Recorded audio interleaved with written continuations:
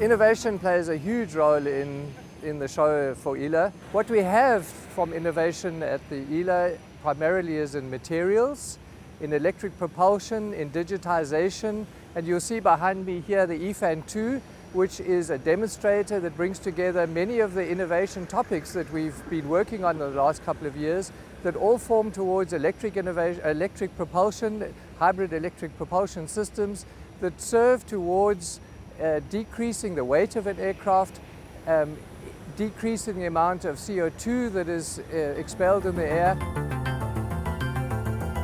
It's a fully electric system, can fly for currently on a battery capacity of around about an hour with a 30-minute reserve. You will see in the form of E Fan 2 many new aspects that allow us to change the aerodynamics of the aircraft due to the fact that we have an electric propulsion.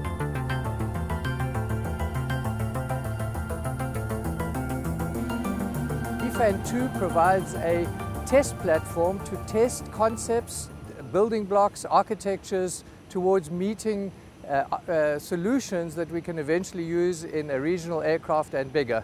So E Fan 2 forms one of the first building blocks into the overall hybrid electric roadmap that we have. The roadmap does not only look at Airbus commercial, it looks at helicopters. One of the first applications is the electric propulsion that might be needed in an emergency situation for helicopters or in mountainous areas.